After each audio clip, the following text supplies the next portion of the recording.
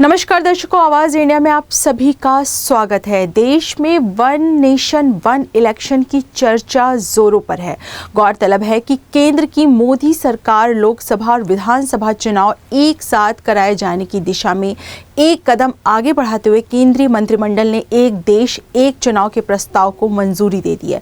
One nation one election विधेयक को संसद के आगामी शीतकालीन सत्र में पेश किया जाएगा। एक देश एक चुनाव को लेकर बीजेपी के सहयोगी आरपीआई अठावले के अध्यक्ष रामदास अठावले ने अपना समर्थन जताते हुए देश के विकास के लिए जरूरी भी बताया।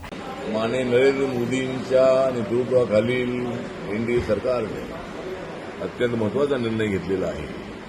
तो निर्णय म्हणजे वन नेशन वन इलेक्शन, एक देश एक निवडणूक अशा पद्धतीचा एक महत्त्वाचा निर्णय घेतलेला आहे।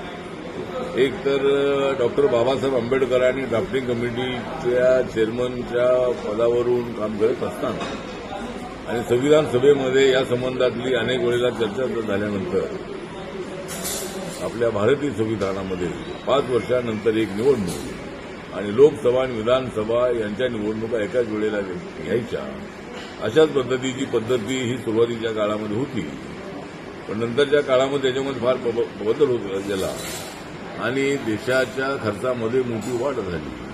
निवडणुकामध्ये हजारो करोड रुपयाचा जो खर्च होतो आणि एकाच वेळेला निवडणूक झाली तर हजारो करोड रुपये वाचतात आणि तो पैसा जो आहे तो पैसा सर्वसामान्य माणसाच्या विकासासाठी खर्च करता येतो।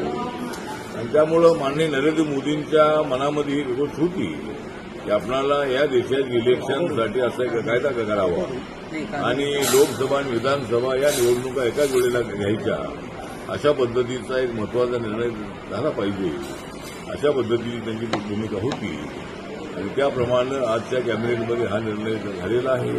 हा निर्णय अत्यंत चांगला निर्णय आहे, सर्वसामान्य माणसाला विकासाच्या दिशेने घेऊन जाणारा निर्णय आहे आणि त्यामुळं या निर्णयाचे मी रिपब्लिकन पार्टी ऑफ इंडियाचा अध्यक्ष म्हणून, त्याचबरोबर माननीय नरेंद्र मोदी सरकारमधील एनडीए सरकारमधील सामाजिक न्याय आणि अधिकारिता मंत्रालयाचे राज्यमंत्री म्हणून या कॅबिनेटच्या निर्णयाचं मी स्वागत करतो आणि माननीय नरेंद्र मोदी यांनी अत्यंत महत्त्वाचा निर्णय घेतलेला असल्याबद्दल त्यांचे मी हार्दिक आभार व्यक्त करतो आणि सर्व देशातल्या लोकांना माझं नम्र निवेदन आहे की हा जो कायदा आहे हा कायदा कुणाच्या विरोधात नाही।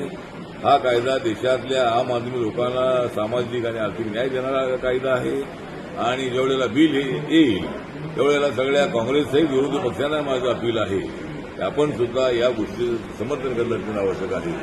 आपण याच्यामध्ये राजकारण आणू नये, याच्यामध्ये व्यक्तिगत नरेंद्र मोदीचा फायदा अजिबात नाही, फायदा आहे तो देशाचा फायदा आहे, देशातल्या लोकांचा विकास करण्यासाठी हा निर्णय आहे आणि त्यामुळं नरेंद्र मोदींच्या निर्णयाचा त्यांनी विरोध करू नये अशा पद्धतीचं आव्हान माझं त्यांना आहे।